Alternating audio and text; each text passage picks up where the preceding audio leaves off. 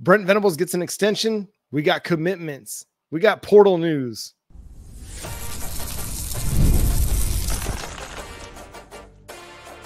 You are Locked On Sooners, your daily podcast on the Oklahoma Sooners. Part of the Locked On Podcast Network, your team every day. What's up, Sooner Nation? Welcome to Locked On Sooners, and thank you for making Locked On Sooners your first listen every single day. Today's episode is brought to you by FanDuel. Make every moment more as playoffs wind down. The sports stop sporting like we want them to. But this summer, FanDuel is hooking up all customers with a boost or a bonus daily. That's right. There's something for everyone every day, all summer long. Visit FanDuel.com/lockedon to get started. I'm John Williams. You can follow me on Twitter at John9Williams. The show is at Locked On Sooners. And shout out to all the everydayers out there making Locked On Sooners their first listen every single day. The Oklahoma Sooners made news late last week with an extension to Brent Venables, adding 2 years to his deal, increasing his base salary by about $400,000. He gets a new 6-year contract that'll pay him a little bit more than $43 million over the life of the contract. And man, were there a lot of gnashing of teeth across the college football world about this extension. Oklahoma fans, pretty content, pretty happy with this deal and understanding that Brent Venables is going to stick around with the Sooners for the next 6 years at least. But a lot of much ado about nothing being made across the college football world. A small raise to a dude that just won 10 games, beat Texas, had them looking really, really good. If depth weren't an issue last year, they might have done something, might have made it to the Big 12 title game, might have made it to the college football playoff. Who knows what would have happened if they didn't lose Danny Stutzman for the second half against Kansas and for the entirety of the Oklahoma State game. But this is a move that signals, hey, we very much believe that Brent Venables is our guy. There's no reason to lock him up for an extra 2 years. There's no reason to give him a raise at this point. I totally understand why a lot of people are questioning why Oklahoma would do this. Well, the reason why Oklahoma would do this is because they've got their guy. They believe they got their guy back in December of 2021 when they hired Brent Venables. They believe they've got their guy still as we sit here late June of 2024. There's no reason to not do this. What it does is it signals to Brent Venables. It signals to his coaching staff. It signals to prospective recruits who a lot of them were just in for the ChampU BBQ. And more visits are going to be happening over the next 6 months. That regardless of what happens this year, year one in the SEC, the seat is not going to be hot. It's not going to be warm. There's not going to be any temperature put on that for Brent Venables. He's Oklahoma's head coach for 2024 and into the future. They're not planning on making any kind of move on that. I mean, they'd have to have like a 4-8 season for that hot seat to get hot, or for that seat to get at all hot. But I think the expectations are that Oklahoma's going to go into the SEC and they are going to be able to compete. Because what Brent Venables has done is solidified a culture and solidified Oklahoma's standing on the recruiting trail that's got this program recruiting at a level they haven't done in a pretty long time. They're recruiting offensively and defensively at a really, really high level. During the Lincoln Riley era, they were getting 5 stars, but they were all on the offensive side of the ball. Some of them didn't pan out like 5 stars. I'm not going to name names, but we'll do it for Spencer Rattler at least. Jaden Hazelwood. I mean, these guys didn't live up to the 5-star billing for whatever reason. Caleb Williams didn't live up to the 5-star billing at Oklahoma. He did at USC, but they didn't have the success that they're having on the defensive side of the ball.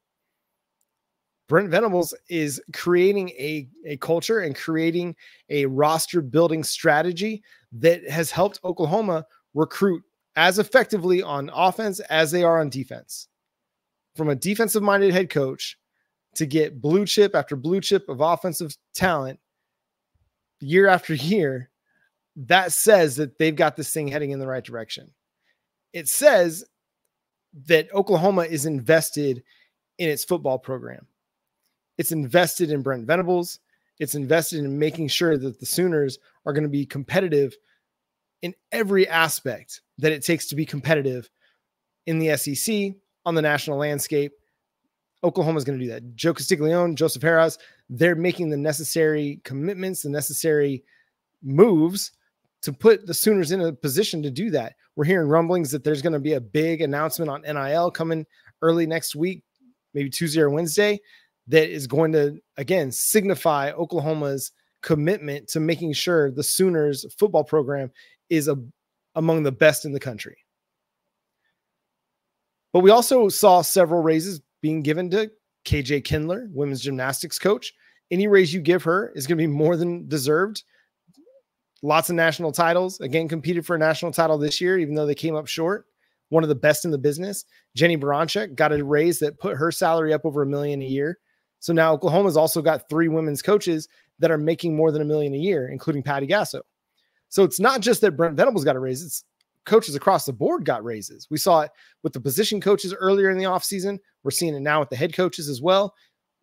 What's not to love about Oklahoma continuing to invest in their athletics department and in making sure that they've got some of the best coaches in the business at the helm? Everybody for years believed that Brent Venables was going to be a really, really good head coach. He bided his time, waited it out, waited for the right opportunity, and it was Oklahoma. But yeah, hey, that 6-7 season that's sitting in everybody's mind that was just 2 years ago, everybody still thinks that that's Brent Venables, as opposed to, hey, what about this 10-3 season that we saw out of the Oklahoma Sooners last year where they beat Texas in the Red River Showdown? They showed a defensive culture and a defensive identity that allowed them to hold Texas on 1st and goal at the 1. It's a far cry from where this team was at a few years ago. Anytime that the defense took the field, you automatically assume that it was going to be a score. Now, has this defense risen to an elite level yet? Not yet. But they're heading in that direction. You go from 99th in scoring defense to 49th in scoring defense 1 year to the next, improving by a touchdown a game. If you limit opponents to 23.5 points per game, you're going to win a lot of football games. I don't care if it's the Big 12 or it's the SEC. You're going to win a lot of football games. And so Brent Venables has this program on a trajectory where they're going to be competing for a national title. If it's not this year, I think it's going to be in 2025. But I really think they're a playoff contender this year and are going to have a chance to make a run if some things fall together. Because they've got the talent on the defense. They've got the talent at the skill positions. There's a lot of experience up front along the offensive line. And then you've got a 5-star quarterback that, I mean, he has the chance to be as good as anybody across the country. So while a lot of college football fans and analysts are bending over backwards trying to explain why this is a terrible idea for Oklahoma and why it's too soon to be extending Brent Venables because he hadn't done anything yet, dude, just y'all relax. It's ridiculous. It's an overreaction. 10-3 last year, beat Texas on a great trajectory. Looks like they're going to have their 4th straight top 10 class under Venables. He's the right man for this job, and he's going to lead Oklahoma to a lot of success here this year and in the future as well. So Joe Castiglione, Joseph Harraz, putting their money where their mouth is and that they believe in Brent Venables as the head coach of the Oklahoma Sooners. Hey, the Sooners picking up recruits and commitments and crystal ball and projections all over the place this weekend as they hosted the ChampU BBQ, picked up a commitment from a 4-star wide receiver. Hey, later we're going to talk about what Patty Gasso is doing through the transfer portal as well. Coming up next on Locked On Sooners.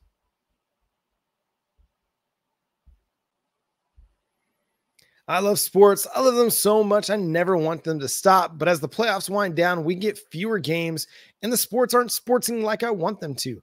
But FanDuel lets me keep the sports going whenever I want. All I have to do is open the app and dream up bets anytime I'm in the mood. And this summer, FanDuel is hooking up all customers with a boost or a bonus daily. That's right. There's something for everyone every day, all summer long. So head over to FanDuel.com/lockedon and make the most out of your summer. You can go get in on the Heisman or the early Heisman odds. I mean, Jackson Arnold's sitting there at plus 3,000. The favorite, Carson Beck, at plus 750. It's pretty well diversified. There's a lot of really good options. Dylan Gabriel plus 1,000.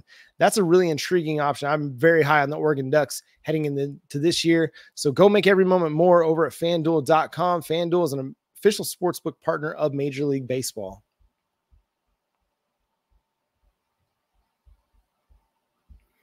Are you watching Fox Sports or ESPN on your TV all day? Have to turn down the volume with all that shouting? Make the switch to Locked On Sports today, a free 24/7 sports streaming channel programmed for you every day to bring you the biggest stories without all the screaming. Locked On Sports today brings you can't miss analysis, opinions, and news, streaming 24/7 on YouTube or the free Amazon Fire TV channels app, part of the Locked On Podcast Network, your team every day. So the Oklahoma Sooners picked up their first commitment out of the ChampU BBQ, coming from four-star wide receiver, four-star according to On3, Emmanuel Choice out of Lancaster, Texas. Huge pickup for the Sooners. And just when you think, okay, maybe the wide receiver recruiting is winding down after they pick up a commitment from Emmanuel Choice, you get crystal ball predictions from about Cortez Mills. Nah, here comes Emmanuel Choice saying, no, my choice is Oklahoma, and 100% committed. And I really love this addition by Emmett Jones and the Sooners, a 6'4" wide receiver, up over 200 pounds already, got the game to go above the rim and make plays in the air. An athletic dude with great size, great wingspan, but is also a really, really good route runner and somebody that is going to have the opportunity to kind of replace the Nick Anderson, Jaden Gibson role when those guys go off to the NFL. He's a guy that's going to be able to be a big-time red zone target. But the Sooners get this commitment over teams like Mizzou and Tennessee and Texas A&M, Nebraska, UCLA, USC. All these programs were in the mix for Emmanuel Choice. And now they have 4 wide receivers committed: Grayson Harris, Marcus Harris, Elijah Thomas out of Chakotah, and now Emmanuel Choice. So I really, really like, again, the depth that Emmett Jones is putting together at wide receiver. We've seen it over the last 2 years, in the last 2 recruiting cycles, 4 wide receivers committed each cycle. And there's a chance that, again, they could still add Cortez Mills to this class. Who knows where they go? Because, I mean, to go with 5 wide receivers, man, that'd be a huge wide receiver class. But he's got guys bought into the idea of coming in, competing for role, and being patient and developing, and not necessarily feel like they have to get on the field, week 1, first season at Oklahoma. I mean, there are going to be guys that are going to have a chance to make an impact, but you look at this 2024 wide receiver class with Zion Raggins and Zion Kearney and Ivan Carrion and KJ Daniels. I mean, it's going to be hard for any of those guys to break into the lineup and get regular snaps with the first team offense. But all 4 of those guys came to Oklahoma seeing the depth that was on the roster. And now you have 4 more guys, at least, they're going to come to Oklahoma and compete for a role. So it's exciting. And I think that just kind of fits into the cultural mindset that is at Oklahoma right now, in that, hey, listen, I don't have to come in and be a day 1 starter. I don't even have to come in and be a year 2 starter. I'm willing to be patient, take my time, develop my craft. And when the time comes, I'll be ready to take my opportunity. The guy that just absolutely signifies this right now is Jaden Gibson. Jaden Gibson has been with the Sooners. He's going into his 3rd year with Oklahoma. And, you look at everything that's on the roster and you think, okay, this is a guy that's really, really talented and could probably go a lot of places and get, be at least, a 3rd wide receiver, but get into the starting lineup with a lot of teams.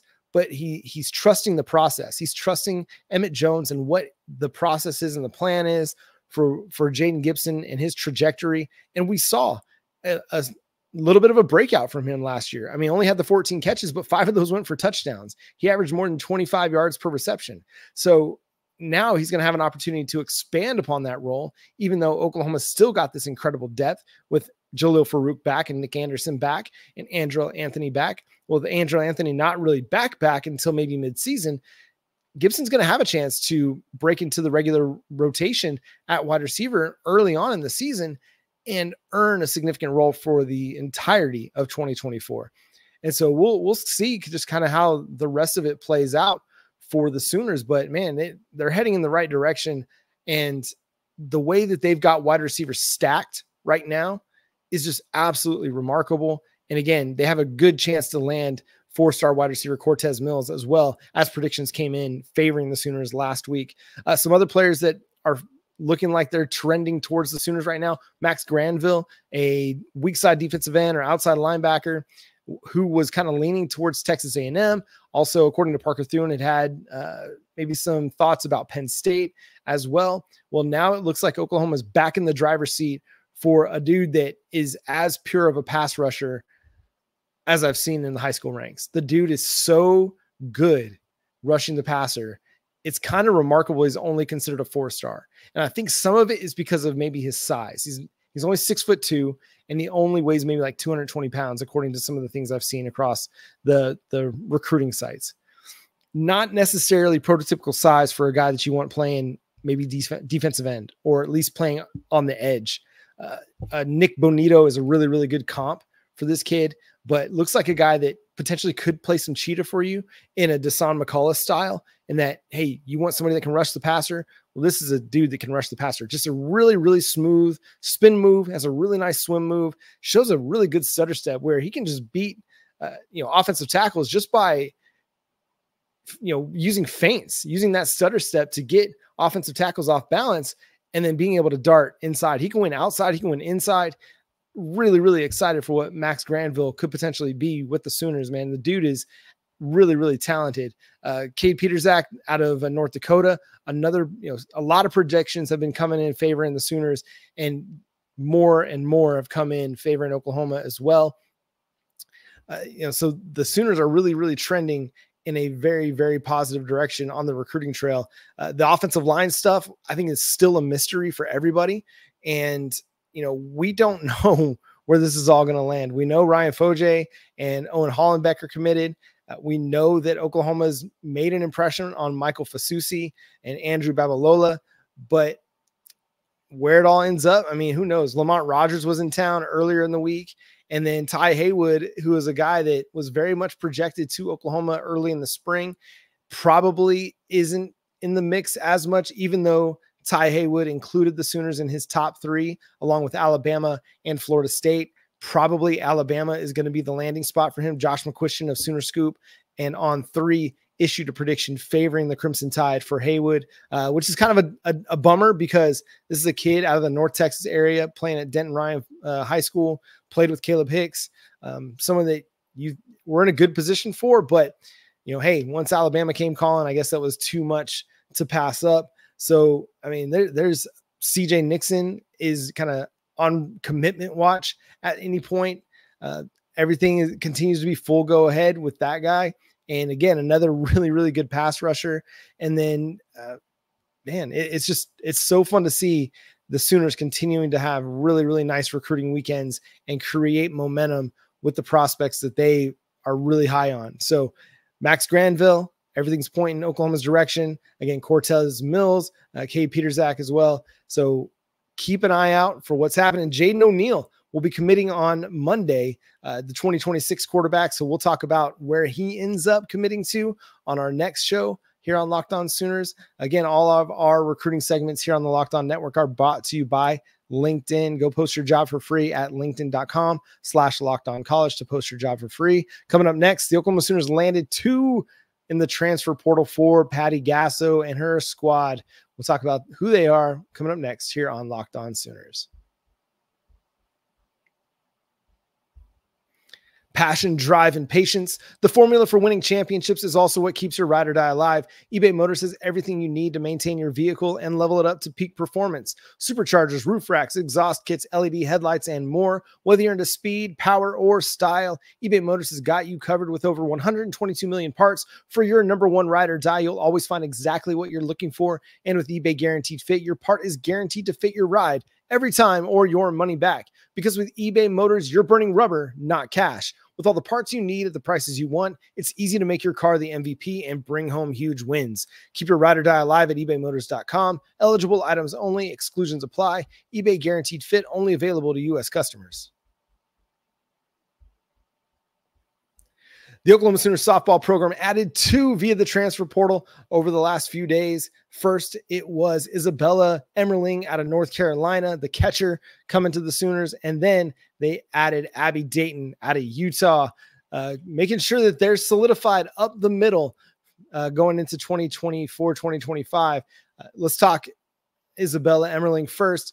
A power hitting catcher. She hit 14 home runs, had a bunch of RBIs, hit over 360 for the Tar Heels, and was really, really good defensively behind the plate for the Tar Heels. She looks like she could be somebody that just steps right in and is your everyday catcher going into next season. Now, Oklahoma signed a couple catchers in the 2024 signing class, but hey, they're going to have to come in and compete for a role.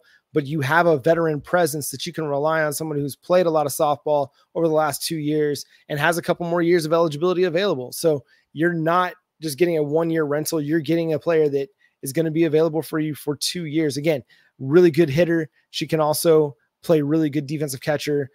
Saw, several highlights from the Twitter sphere of her throwing, base runners out at second base, one from her knees, and just has a really, really good arm. So I'm excited to see what she's going to be able to do and how she's going to work with Oklahoma's pitching staff, and who knows who that's going to be.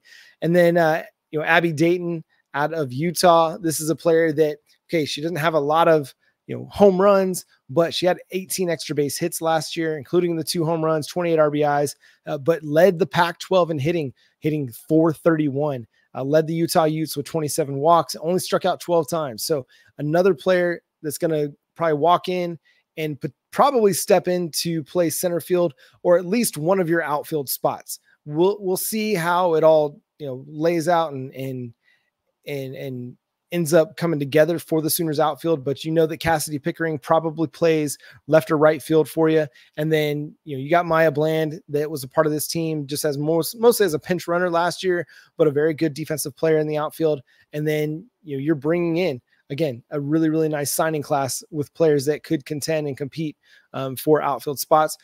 Hannah Core, she's undergoing back surgery. So who knows what her recovery is going to be like and her timeline is going to be like for the 2024-2025 season. But odds are, if she's available, she'll be in that platoon role again as maybe your 4th or 5th outfielder. So adding somebody like Abby Dayton with her experience, she helped Utah go on a run in the Pac-12 tournament where they, beat Oregon, they beat Stanford in the Pac-12 semifinals before losing to UCLA. So an intriguing player that could, she could lead off for you with a really good on-base percentage, or for Utah, she hit 3rd in the order and was a run producer for them. So, with somebody that can, get on base a little bit more frequently in front of her, like an Ella Parker, maybe she produces more RBIs, or if she's your leadoff hitter, maybe she sets the table for Ella Parker, for Cassidy Pickering in the middle of the Oklahoma Sooners order. We're still under NiJaree Canady watch. Who knows, man? She's going to have all the options on the table for her. She is going to be with USA Softball for some time, and it could very much be like Kelly Maxwell and her recruitment, how it took over a month for her to decide to come to Oklahoma. Now, a little bit different circumstances. Kelly Maxwell crossing them Bedlam lines, probably wanted to let some of the buzz die down from her decision to transfer before committing to Oklahoma. For NiJaree Canady and Stanford, who knows what her timeline is going to be, but this is somebody that is going to have opportunities all across the country. There's a good chance it's going to be Oklahoma. As good a chance as anybody. And if they're able to land her, that would be a game changer. If you could go NiJaree Canady, Kirsten Deal as your 1-2 punch for 2025, dude, that is really, really salty. And, Patty Gasso and her staff, they won NFCA Coach of the Year or NFCA Coaching Staff of the Year again this year, and very well deserved after the season that they had, obviously winning the 4th straight national title, but being able to keep this team together amidst some of the uncharacteristic play, we'll call it, or, games, that they lost that they hadn't typically lost in years past, whether it was to Louisiana or losing series to Texas or Oklahoma State, keeping the team together, keeping the team focused and locked in, and able to basically run the table and just lose one time in the NCAA tournament and postseason play. Basically, it's just absolutely impressive, and just goes to show what this staff has been able to do. But a lot of work still to do this offseason for the Sooners. They're going to have to continue to look at portal options because they've got holes in a lot of different places. They got to replace Tiara Jennings. They got to replace Avery Hodge, Elena Torres, Alyssa Brito. They've got their replacement for Kinsey Hansen. They've got their replacement for Jada Coleman. I say, quote unquote, replacement. We're not going to sit here and expect them to be the exact same player with the exact same production as those players, but players that fit those positions, with Emerling going to catch and with Dayton likely going to play center field. Cause again, she plays a really good defensive center fielder. And then you got to find another frontline starter to round out your pitching rotation. And then if it's Canady, dude, you're cooking with fire, cooking with gas on that front. If not, then you might have to look elsewhere. But that's the big domino to fall, is the NiJaree Canady recruitment. And I mean, we're going to have all of it covered here on Locked On Sooners. We're going to continue to cover softball as they make portal additions as well. You know, this offseason, man, it feels like it's setting up for something so big as Oklahoma goes into the SEC, whether you're looking at football or basketball or softball or baseball. I mean, there just is so much kind of tension being built right now for what Oklahoma is going to face when they get there, whether it's women's basketball and having to contend with South Carolina and Tennessee and LSU, or it's football and the gauntlet of teams that Oklahoma faces on their schedule next year, or it's baseball. And I mean, we're sitting there watching Tennessee and Texas A&M play in the College World Series finals, or it's softball and knowing that every single SEC team made it into the NCAA tournament this year, and the depth that there is in SEC softball. Gymnastics is another one that's going to be super exciting for women's gym, with teams like LSU and Florida and Alabama that Oklahoma will have regular meets with. And then that SEC championship is going to be incredibly fun with the amount of talent that will be there. So, I mean, July 1st is coming. It's like just less than 2 weeks away now, and Oklahoma will officially be in the SEC. But man, this offseason just feels like it's building towards something great that's going to happen, not just this year, but in years to come as Oklahoma is a part of a new conference. So, man, I cannot wait to experience it, to enjoy it, to maybe not enjoy some aspects of it at times, but just go through all of the ups and downs that life in the SEC will hold for us as Oklahoma Sooners fans. But that's going to do it for today's episode of Locked On Sooners. Thanks so much for tuning in, being a part of the show. Subscribe to the show wherever you get your podcasts. We're free and available on all podcast platforms and on YouTube. So hit that notification bell to let you know when new episodes drop. Follow me on Twitter at John9Williams. You can read my work covering the Oklahoma Sooners over at SoonersWire.com. You can also follow the show on Twitter at Locked On Sooners, on TikTok at Locked On Sooners, on Instagram, on Facebook, wherever you are on the social media sphere. And hey, for your second listen, go check out the first ever national sports 24/7 streaming channel on YouTube. And now it's also available on Amazon Fire TV in the free Fire TV channels app. Locked On Sports Today is here for you 24/7, covering the top stories of the day with the local experts of Locked On, plus our national shows covering every league. Find Locked On Sports Today now available on the free Fire TV channels app. Again, my name is John Williams. Until next time, Boomer Sooner.